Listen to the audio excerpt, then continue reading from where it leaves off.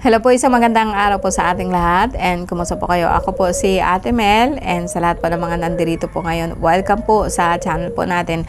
Ako po si Melissa and sa lahat po ng mga nandirito, thank you po and sana po magstay kayo and sa mga tao po na nasa ibang bansa, shout out po sa inyo sa mga nanay, tatay po na nagsisikap po para sa pamilya po ninyo, no, nandito po sa atin sa Pilipinas, no, and kayo po ang hero, kayo po ang haligi po ng bawat pamilya. Now, sa ngayon po, actually kanina pa ako guys, no, and hindi ko kasi alam kung paano po natin talaga po ma-deliver po ng tama itong mga mensahe po natin, no. So, nagdadasal po talaga ako sa Diyos Ama po na sana bigyan po niya ako ng yung maisabi ko po ito na in a way po na maiintindihan po ng bawat isa, no. Actually, ang topic po natin is yung tinatawag po natin na problemang pampuso, no. So, yung tinatawag po natin na gayuma. Now, bakit ko tinatawag po siya na problemang pampuso at gayuma? Kasi po ang gayuma kasi is some kind of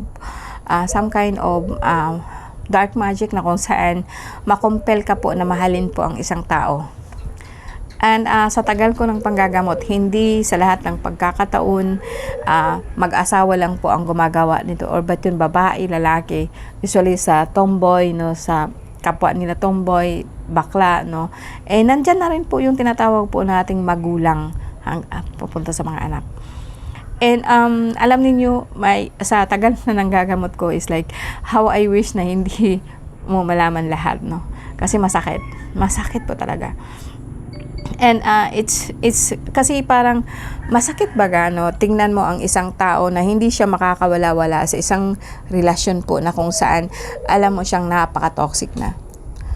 And dahil po ito sa tradisyon po natin mga Filipino na ang pamilya is number one.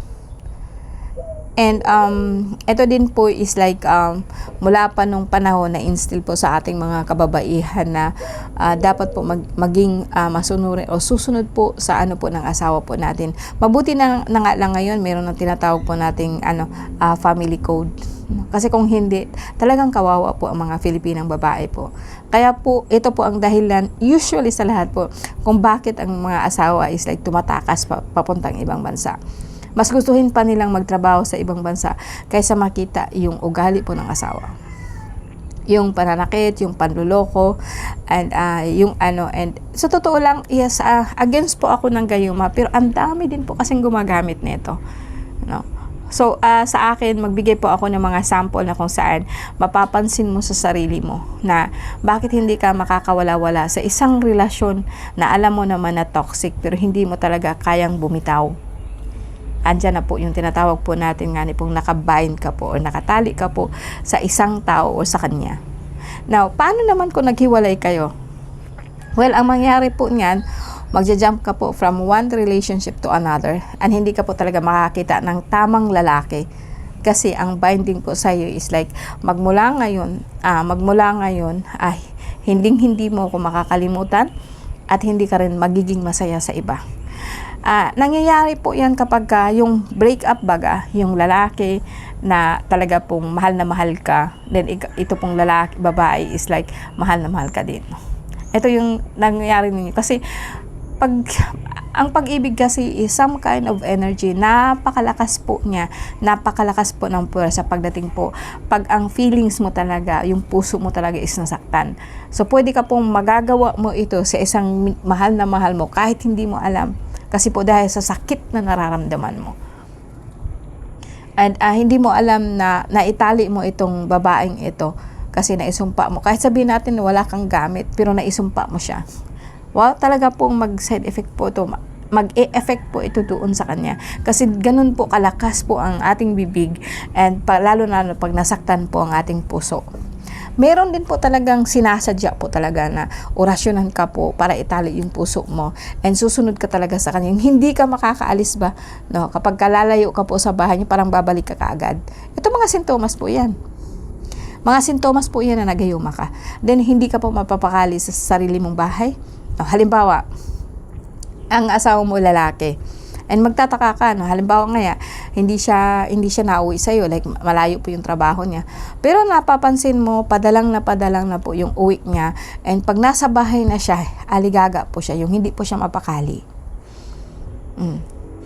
Merong mga ganon. Pero actually, ang mga taong to is like, nagayuma sila. And kapag napalayo po sila doon sa tao na to, tapos yung tao na to is nag-oorasyon, talaga pong hindi po yan aalis at aalis po yan, or babalik po siya doon sa tao po na nag-oorasyon sa kanya. Hindi niya alam na nagayuma siya. No. Ito naman pong, sabihin po natin na ikaw, bakit hindi ka makaalpas-alpas sa kuko ng iyong magulang, sa kuko ng iyong nanay, na kumbaga sa akin parang kayo po ba napansin niyo yung asawa niyo na yung asawa mo parang hindi makawala doon sa nanay, no? Marami din pong gumagawa diyan na nanay na talaga pong binabayin po itong anak niya pagkasilang po, lalo na po yung may pusod pa, binayin na po niya yan, na kahit anong mangyari hindi siya iiwan ng anak niya. Kahit mag-asawa pa ito, kahit mag-ilan pa ang asawa niya, basta ito babalik at babalik po ito sa magulang, sa nanay. No. And sa akin guys, no, sabi ko nga sa tagal ko ng panggagamot, ito yung ritual na kung saan talaga pong lagapak ako. Yung bagang pag nagawa ko siya, like sabihin po natin na 3, lalo na noon nung masyado pang maraming tao po dito sa bahay, talaga pong may pag nagka-call po ako niyan, titingnan po natin kung ano po nangyari sa asawa nyo, ganito nga, ganyan, kung totoo po siyang mga babae, no. Actually, parang nangihina ako, kasi nga po, ito yung problema po ng pamilya namin, na talaga pong hindi siya nasosolve hanggang ngayon. No. So, sa akin, kaya isinumpa ako sa sarili ko, na kahit kailan hindi ako pa-under po sa influence po ng isang lalaki. No. Kasi po nakita ko yan sa nanay ko, nakita ko sa kapatid ko, na ayoko ng ganun. Na, kumbaga sa akin, magiging sunod-sunuran ka sa asawa mo, kahit mali na po yung ginagawa niya, which is unfair. Unfair po yun. Ayoko ng ganun. So, yung alam niyo guys, yung mundo natin is parang napaka-brutal. Actually, kung tutuusin, andito po yung tinatawag po natin na lahat po ng klase po ng kapangyarihan na kung saan ginagamit po ng karamihan na hindi po nila alam na nakakasakit po sila. Bakit po? Kasi po dahil po pag nasaktan tayo, ito po yung ginagawa natin subconsciously pero hindi mo alam, no? So pwede mo siyang pero kaya nga akala mo nag-break na kayo tapos naka-move on ka na. Bakit itong isa hindi naka-move on? Dahil po may nagawa ka po sa kanya nang hindi mo alam. Lalo na po pag may mga hawak o may mga tanga na po mga kapangyarihan noon, and susulsulan po talaga yung isip mo, aalis ka po sa katawan mo, and gagawin mo po ito sa taong mahal mo pero hindi mo kayang palayain. Kasi ang pag-ibig kasi is a source of energy na kung saan napakalakas. Lalo na po at the time pong mahal na mahal mo pa yung isang tao. No.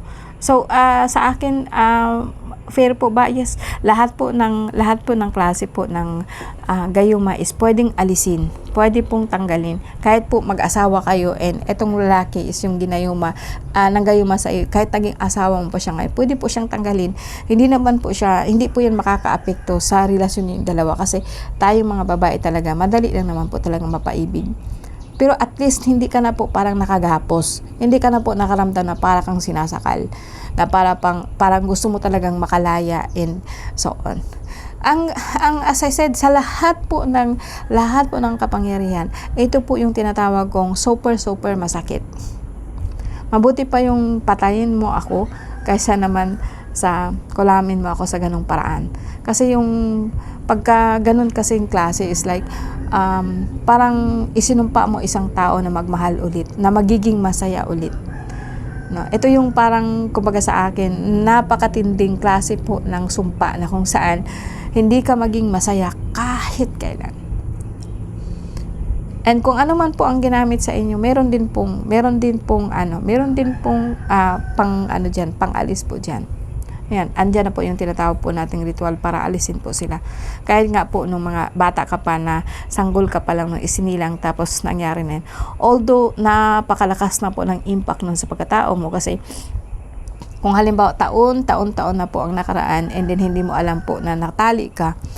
And isa po yan sa parang kahit po naalis na, still nandoon pa rin po. Kasi yung isip mo talaga pong nandoon po sa isang tao na kung saan sino may gawa nito. Then kahit saan ka magpunta, kahit saan pa po, pagdating parang para ka pong ghost na kung saan meron kang hinahanap pero hindi mo alam. Yan po ang tinatawag po nating sumpa ng pag-ibig, gayuma. No? And as I said guys, no, it's a topic na kung saan kanina pa talaga ako, no. So if ever po na kasi makita mo talaga, o minsan po talaga pong sa akin marami po talaga ang nagtatanong niyan. And kahit nga po gumagamit po sila ng sinukuan, yes po, ang sinukuan pwede po siyang gawing isa po yan sa pinaka form po ng klase po ng gayuma. Pero ang pinaka niyan is yung bulaklak po na kung saan hindi mo siya nakikita, sa astral mo lang siya nakikita. Yung tinatawag po nating bulaklak mula po sa Eden, no? Ang Eden po yung kung saan unang ginawa ang mundo po natin. And paano ka makakarating doon? Sabihin ko sa inyo, sa mga tao po na nakaka-astral, meron po niyan. And ito po yung form po talaga ng unang-unang mga bulaklak nung panahon na kung saan talaga pong pag naamoy mo, para pong papasok po siya dito. Although may sabihin po natin na mayroong mga similar na ganun, kasi ang gayuma is like pwede din po na parang ihaplos lang sa'yo, no? Lalo po dito sa balikat, no? And then ihahaplos sa'yo. Pwede po sinasabi po nating tawid. Kahit nandoon ka, nababalik ka po sa kanya. O yan po ang tinatawag po nating tawid. Pwede din pong ritual sa buwan, na hingiin mo talaga sa buwan, lalo na po sa Venus, no? And na ibigay sa iyo ang taong mahal mo, na mamahalin ka rin po hanggang till the end. Meron po niyan, no? And then meron din po yung tinatawag po natin na pakain or papakain po sa iyo, na parang hindi ka na po mahuhumal, hindi ka na po makaalis. Pero ang pinaka grabe po na tinatawag po natin gayuma is yung sinasabi kong sa bulaklak po na puti and blue. Actually ang kulay po niyan is para pong puti at saka blue.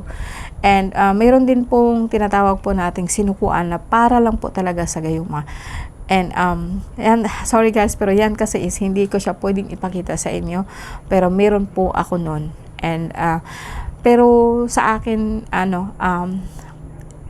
vary lang po siya, no? Hindi po sa lahat ng tao binibigay ko, kasi dito makikita po natin kung ano po talaga ang nangyari sa'yo. Kung gusto mong pabalikin ang asawa mo, madali lang po yun kung hindi ka rin po nalalaki, no? And same thing with sa lalaki, no? Same thing din po sa ganon. Kung hindi po talaga siya nakatali pa sa iba, pwede po or madali lang po siyang pabalikin, kasi po kusa po siyang babalik talaga po sa inyo.